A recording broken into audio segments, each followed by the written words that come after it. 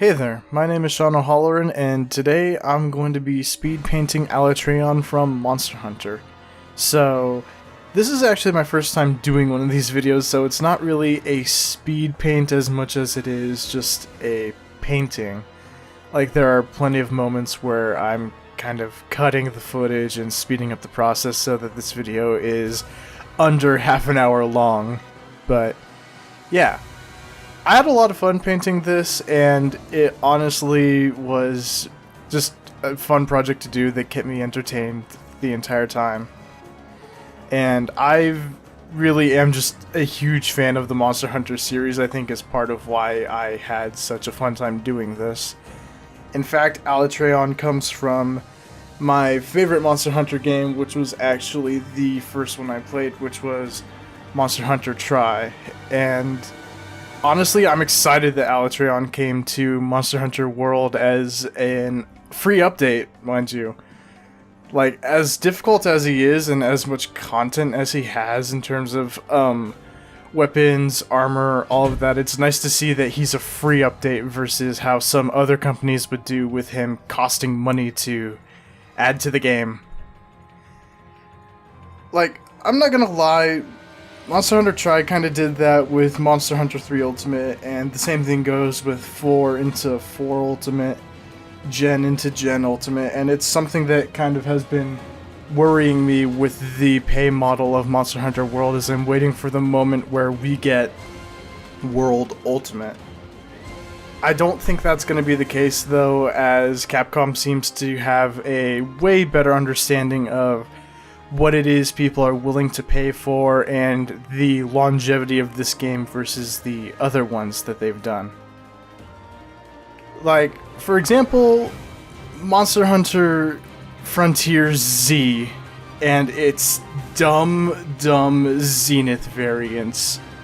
Now, in most Monster Hunter games, you've got subspecies, like you've got Purple Ludroth, you've got, Black Diablos, Pink Rathian, things like that, whereas in Monster Hunter Frontier Z, you have Zenith variants, which we've kind of seen in a spiritual sense with Monster Hunter World, with the Arch-Tempered variants having much more difficulty, having much more health, much more damage, all of that, but we don't see the dumb, over-the-top movesets that we see with Frontier Z and its Zenith variants. Like, a Zenith Kezu is just like spouting electricity the entire time.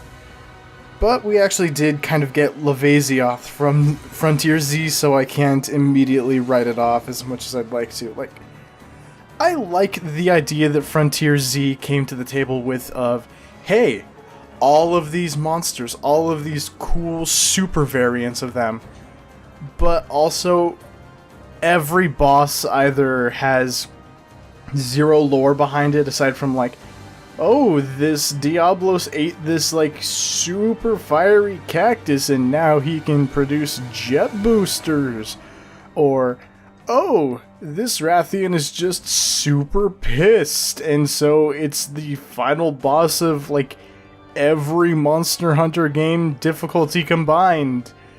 That's not really good character design, that's not really good gameplay design, and it's just bashing your head into the brick wall in my opinion. Not to say that Monster Hunter hasn't had moments like this, and that's definitely something that I've seen people complaining about with Alatreon's recent release in World with the ever-popular Eschaton Judgment move. Now, for those who don't know because they haven't fought it yet, I'm gonna just spoil it outright.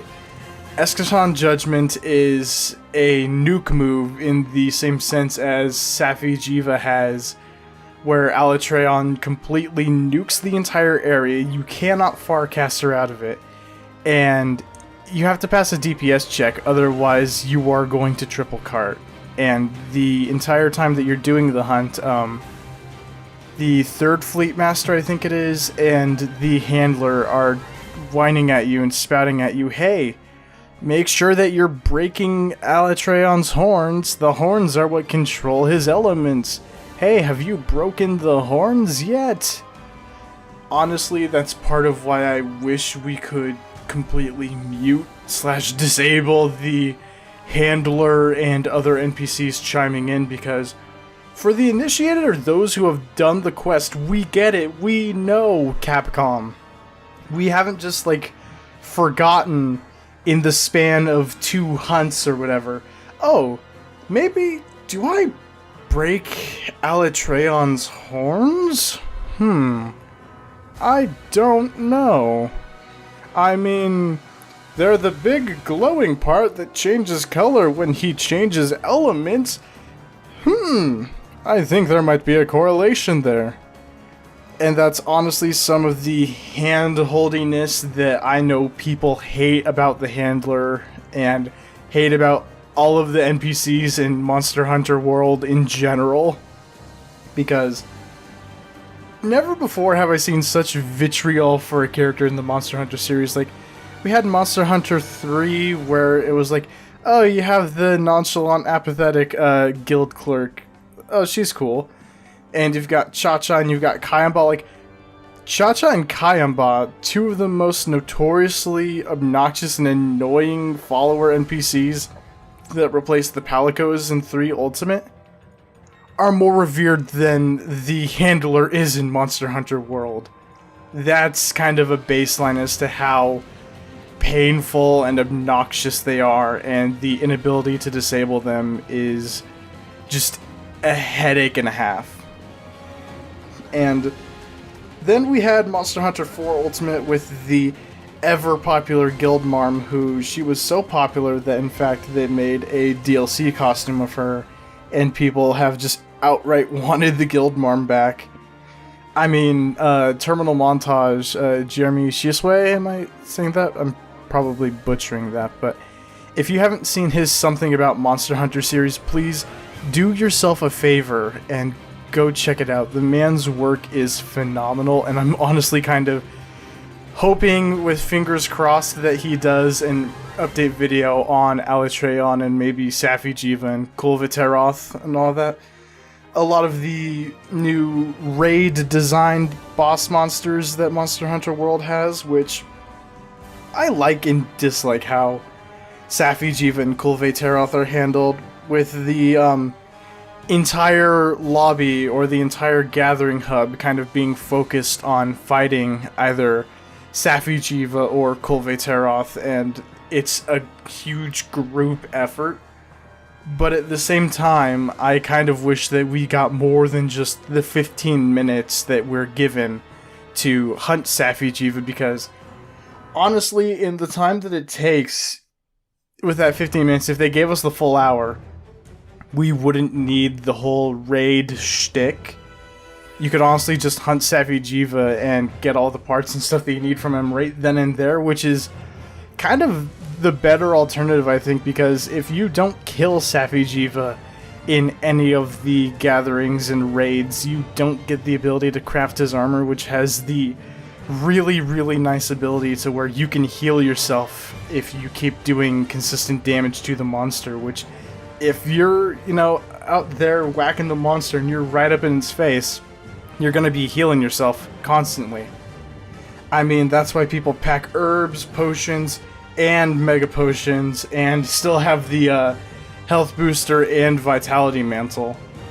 And honestly, the vitality mantle is the tool that I used the most out of any other, because I didn't even think about the temporal mantle until, like, right as I was doing the Alatreon fight. Like, I went through all of World, all of Iceborne without the temporal mantle because I joined the PC scene late on this.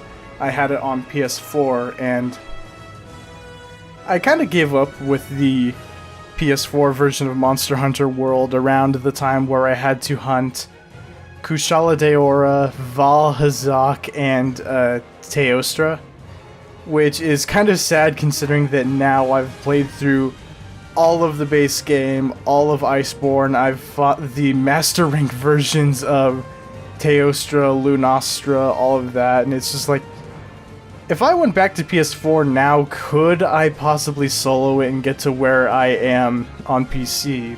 But I don't have Iceborne on PS4 and I don't have PlayStation Network, so it would be kind of a waste of money in my opinion to do that because I'm not going to have the multiplayer experience that everyone else has with the PC version. But speaking of the PC version and what it's brought, I've honestly been fighting Frostfang Barioth a lot since he got introduced the other day, and it's a fun fight. Part of me kind of wishes that we had a non-Arch-Tempered version of Frostfang Barioth, but I get why, because people are so high-leveled and so far into Iceborne now, for the most part. You've got people who are either rushing through the main game and the Iceborne DLC to get to the Alatreon fight, the Safi'jiiva fight, to where a lot of them aren't going to need to take on the Frostfang Barioth until after that. Or you've got the people who are going on the Nexus and downloading the mods that make it so that they can buy every armor and every weapon in one go so that they can just power through the game, get to the new content, which I agree with and I disagree with, because a lot of Monster Hunter is the experience of farming materials over and over, so you're robbing yourself of the intended gameplay in doing that. But also, if you're just now getting into Monster Hunter, there is so much content that you have to catch up on that it is a constant game of moving the goalposts, and that is kind of one of the issues I have with Monster Hunter, is that the gameplay is so reliant on the grind that if you're not constantly doing it, you are going to fall behind. Like, you see all the people with their meta builds of, hey, you need this decoration with this many armor spheres with this augmentation, which needs this many spirit vein gems, and it's just, it's a constant shopping list of materials in the end game that makes it a big headache, especially if you're relying on the RNG to be in your favor. I mean, I hunted an approximate, 110 Stygian Ogres in Monster Hunter 4 Ultimate, just trying to farm a single gem from the Stygian Ogre, and the luck system just was not in my favor whatsoever. But on top of the new content that we're getting, what we've got right now with Alatreon's Eschaton Judgment, a lot of people are calling it unfair, and I partly agree and I partly disagree, because I feel like this is something that I saw a lot of people on the Monster Hunter Reddit talking about, is they introduced Alatreon too early in the hunting career. Like, you can't fight Ruiner Nergigante until Master Rank 99/100, so... Sorry, I was taking a drink of water. So you have to, know what you're doing and be prepared for that, but Ruiner Nergigante doesn't have any nuke moves, but Alatreon does, and you can fight Alatreon way earlier, so I feel like they should have done as they did with Safi'jiiva and give you a recon mode of Alatreon to where you can learn and understand his moveset before you actually get into the fray of the hunt.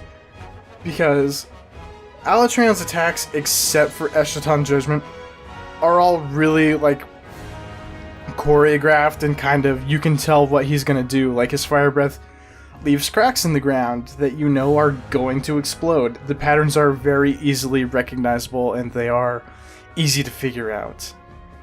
And I'm kind of hoping that with future monsters, if they do decide to give them nuke moves, which I think they should do very, very sparingly, like maybe once every 20 monsters or so, not make everything have to be a, oh, run out of the area and make sure that you don't die. But yeah. And on top of that, I honestly am excited to see Alatreon in World, because that means that they still remember Monster Hunter 3 and 3 Ultimate, and I really like a lot of the monsters in Tri more than other generations of Monster Hunter. Like, if they decide to do a swimming DLC and bring back the swimming gameplay of Monster Hunter 3, I would be okay with that, especially with the fact that it's not delegated to the Wiimote and nunchuck controls anymore. I feel like they could easily make the control system more dynamic for swimming and make the combat much more bearable.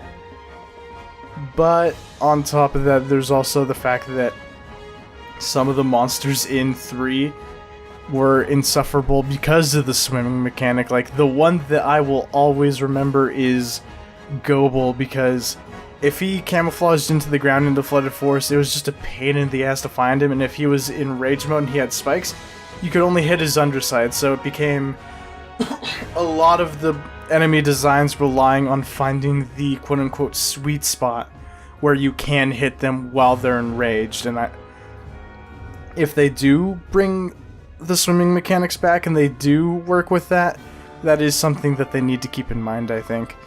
Because, I don't know, like, my favorite monster, if we're talking non-Elder Dragon from 3, is the Lagiacrus, however you want to call it. The Thunder Nessie, basically.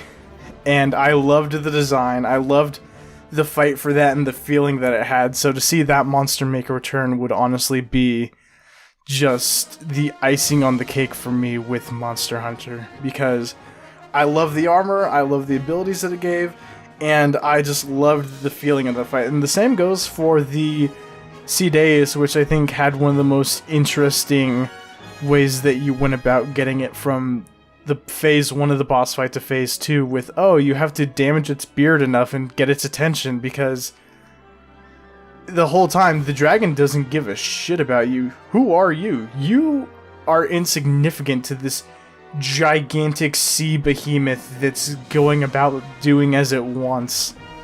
And that is something that I think is way better than the constant focus of an enemy, is that no, this time you have to work to get its attention, and you don't get its attention until phase 2. Like, the same kind of happens with Zhen and Daren Moran, wherein they're just going through the desert and you're chasing after them, but they also are kind of focusing you with the fact that they're attacking the ship, so having the Ceadeus just be passive until the second area was kind of a neat little thing that I haven't seen since in a Monster Hunt.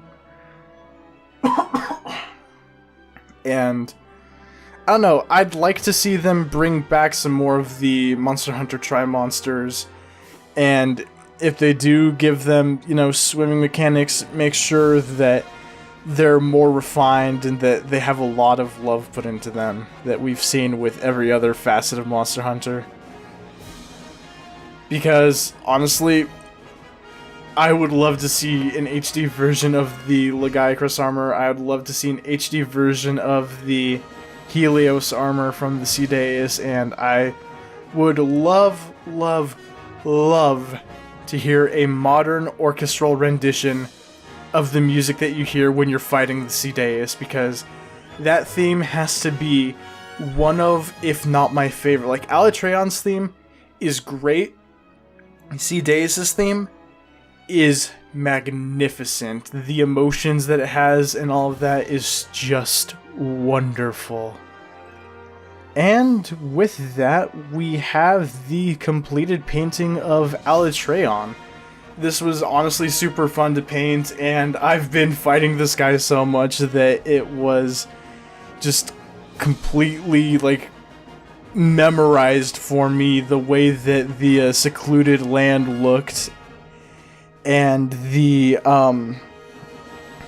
burning remnants of the Xeno'jiiva skin. That was something that kind of had me going, oh shit, that's really symbolic in a way, because everyone talks about how the Black Dragon Alatreon is just the symbol of destruction that needs to be feared, and you really get that sense with this game versus others, wherein it was just a boss fight. Now there's a lot of lore behind it and a lot more sense of danger and urgency.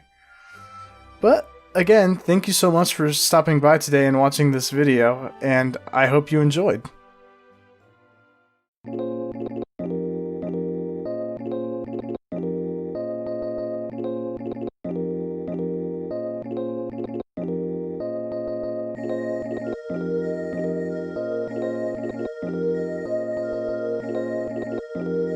but